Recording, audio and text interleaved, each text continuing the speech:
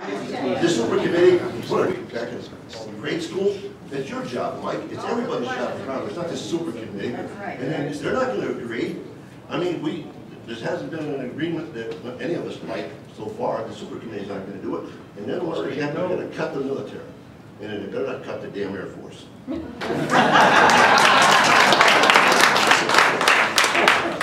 Okay, I think all... Oh, wait, I'm sorry. I'm going to say one more thing. Yeah.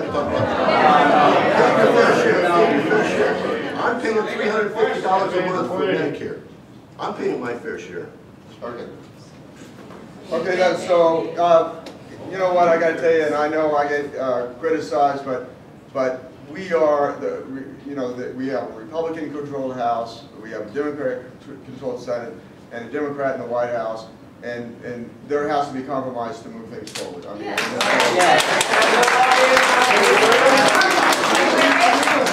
so now, the question about raised about defense. I believe that everything has to be on the table, and to include defense. And I think that, quite frankly, I'll tell you this: the military is top-heavy today. It is a bureaucracy like any other.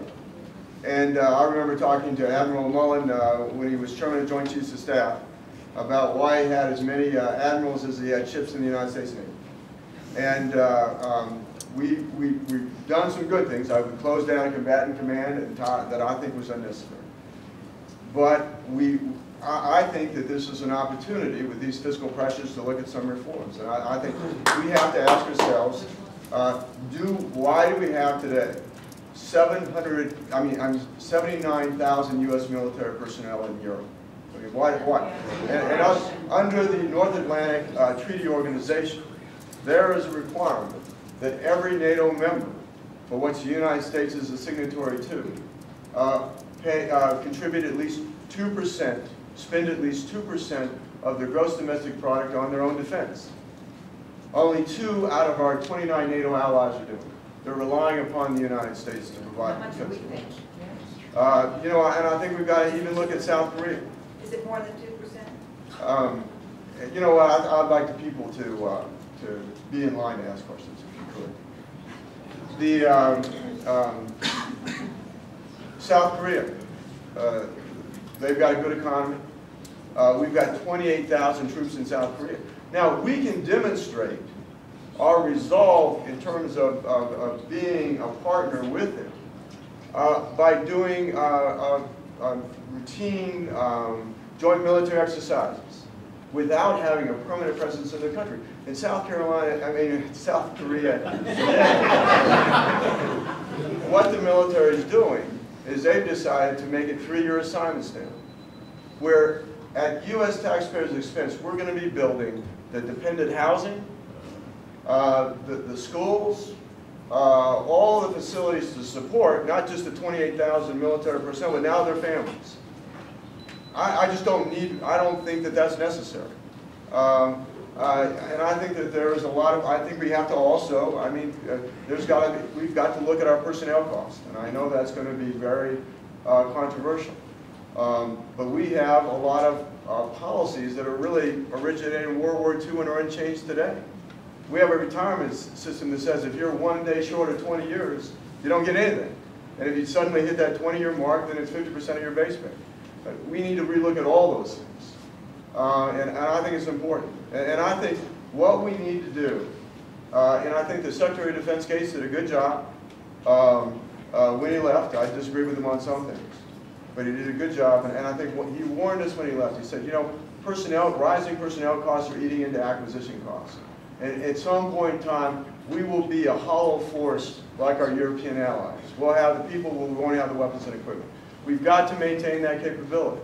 And so, you know, that's going to be, I'm going to be looking at a number of things in defense to make sure that we do that. And I can tell you, I was asked by a reporter one day when I just got elected and went to Washington, D.C. I think I was the only Gulf War veteran elected in 2009 in the Congress, and one of 3 Iraq War veterans to serve in the Congress, House, and Senate. And a reporter asked me, and she said, what will you tell your colleagues based on your experience on the Armed Services Committee, for which I got appointed to, about the way forward, and what specifically about Iraq, having served in Iraq? And I said, one thing. I said, don't do it again. Don't do it again. This whole nation building stuff is incredible.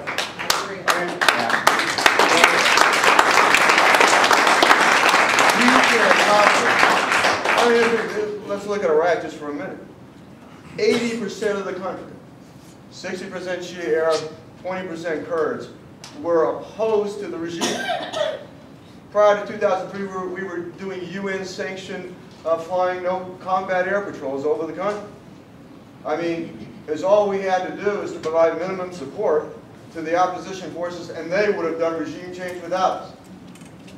And now what we have, after all the sacrifices that we did, we have a government emerging in Iraq that is closer to Iran than the United States.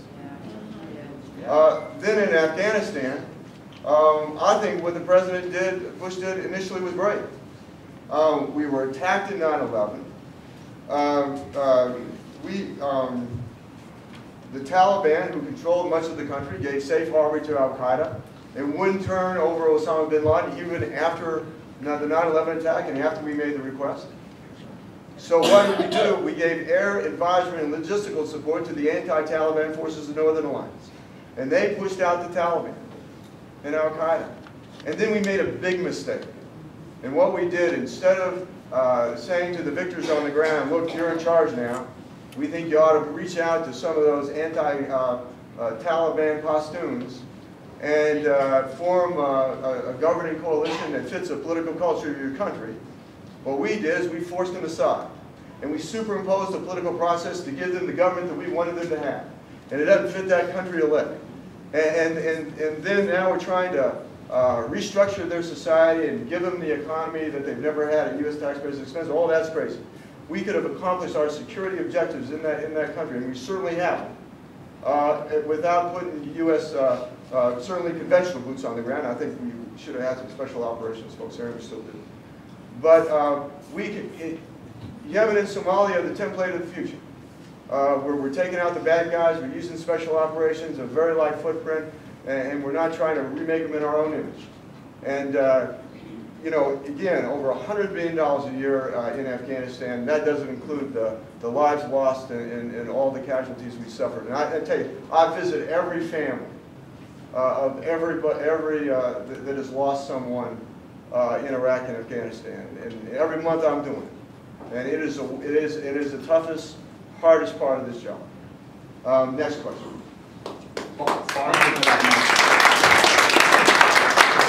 Barbara Jones from Highlands Ranch.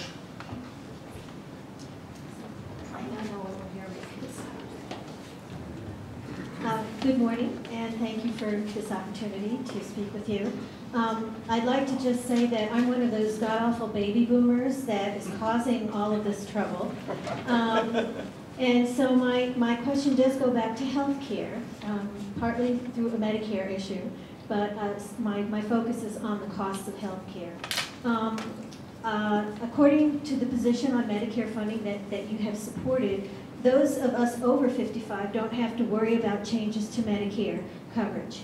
But those under that age will have to rely on vouchers that will, as we all know, pay less and less of the actual cost of health care over time, placing a large number of seniors or future seniors. That means one of my brothers and one of my